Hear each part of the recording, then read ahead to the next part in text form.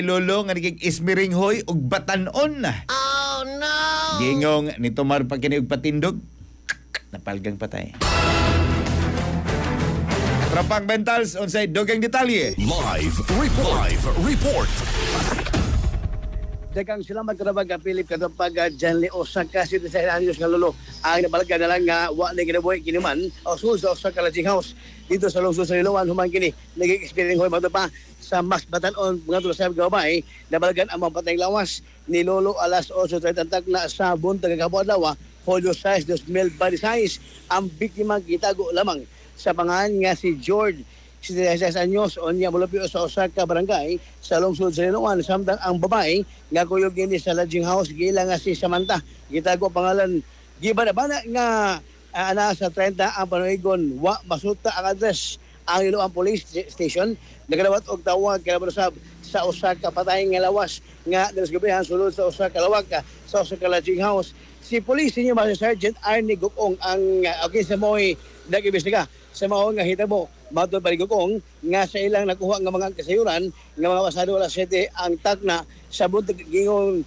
usa ka oras ang gibayaran sa room ato sa pag-check-in nini kuyog ginuno ang usa ka babae nga matod pa karon lang usab sila nakitaan sa sulod sa kining maong rombo cashier wa magdugay ang cashier nga maoy naka-duty niadtong higuna ang nagabantay nga nawa na ang kining maong senior citizen maong og ang kuyog sa senior citizen maong gisusun nini sa among lawak dito na nasgibrahan sa cashier nga nag-ubo na ang secretary ang kini maong patay lawas sa maong tiguang maong dili na kini nga nalawag og pulis ang nasgutang lodging house ang mga kabanay sa namatay nga lolo gipahibaw usab dahil sa danangatan sa maong biktima ang pamilya sa namatay mibalibad na kining ipailom sa otopsiya ang biktima tungod kay nagtuo sila nga gihatag kini sa kasing-kasing ang maong lolo samtang anausab sa pagkikilawas maong gituos sa Katabajan ni Philip nga ang kini maong ilang kabanay niinom kini papatindog mao to nga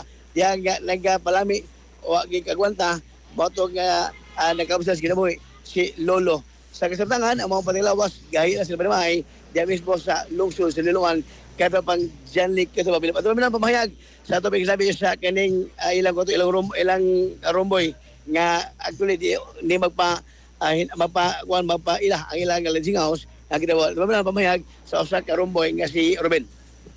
Hindi itong babae ang kuyong. Nagyato si. Hindi itong babae ang kuyong niya. Wa di ba pila ito gato eh? Bata lang pa? No. Dili eh. Mga bala mo, bala dali ka. Wala pila sa ito Tingnan sa mga 30. Ha? 30. Mga 30? So, bali, dili sila na nagkuhan ni check-in. Isa hanggang? Dili, ang oras dili kayo. Para mo na para sa ito eh. Ha? Dili ka sa kuhan ang reader. Ay. Sabi ng utang. Ha? Ay, ang utang mo. So, ang ganyan si tatay, sige siya dili check-in. Sangay rin? Mga kapilag ka sa kuhan sa buwan. Mutlang wa di na ko kakuan.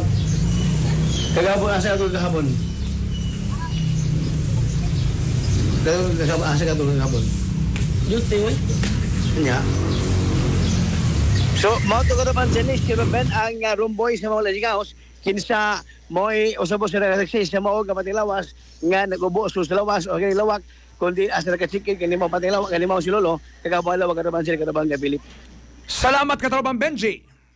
Mao nang mga report nga nahipo sa Liloan PNP katropa sa Gabay magilimo sa Bagaplas ganunay sa Santon Herbal Oil maganda pagkini labi na katungtong mga pamaos kalawasan. Santon Herbal Oil hinimo sa Yes to Health Incorporated papalit sa pamasyag botika sa inyong lugar.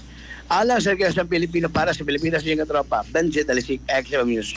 XFM report. Cellphone Plus Gold, mapalit sa mga butika sa inyong lugar.